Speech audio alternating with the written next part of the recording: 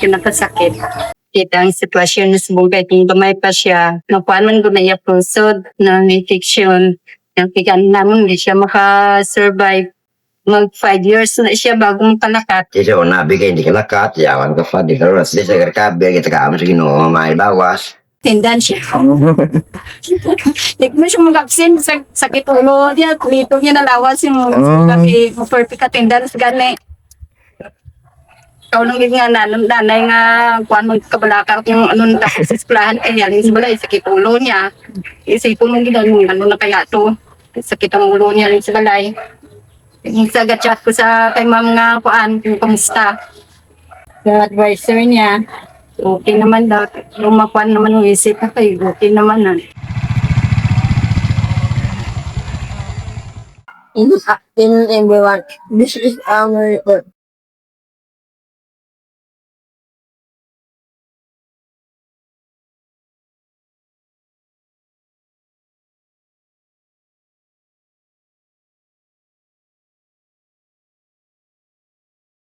Japanese policies on inclusive education such as Republic Act or RA 11650, also known as the Inclusive Education Act. We have also DepEd Order number 44 Series 2021 or the policy guidelines on the provision of the educational programs and services for learners with disabilities in the K-12 basic education program and other related issuances promoting access, equity for children with special needs.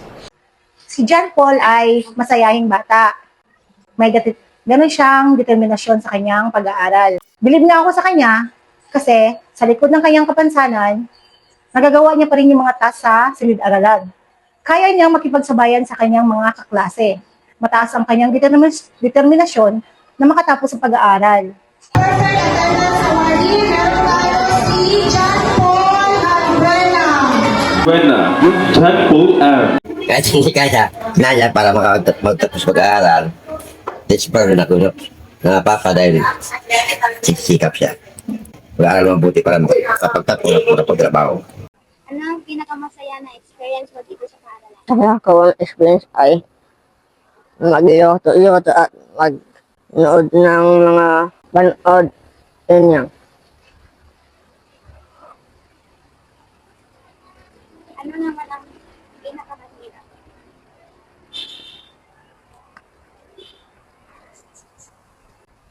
Pinakamahirap ay binubuhay ako at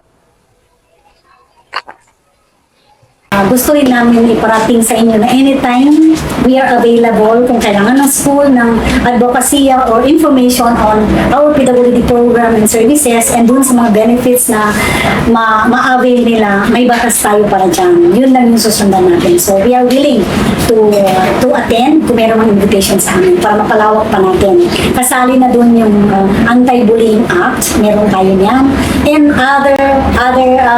other services. With that, ina-advise natin ang ating estudyante na first mag-report sa ating advisor. Then second, si advisor ginagawa ng report or verbal and written reprimand si estudyante. And at the same time, para madokumento po yung ating proseso, ginagawan po natin na tinatawag nating agreement. Doon nakapaloob na si bully ay binibigyan natin ng ultimatum na hindi niya na pwedeng ulitin ang kanyang ginagawang pambubuli. And at the same time, si advisor ay nakapirma doon at si guidance coordinator. Kasi binibigyan natin ng tinatawag nating corrective measures, both the bully and the victim. Si victim is ini-ensure natin na walang trauma, and then si bully, ini-ensure natin na hindi niya nagagawin ulit sa kung sino pa man na katulad niyang estudyante.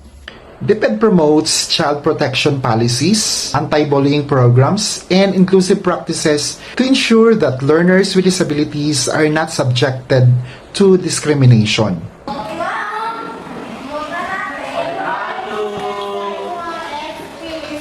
Masaya ako sa kaayahan na ito. Kahit binubuhay ako, mas madami ba yun ang kaibigan ko.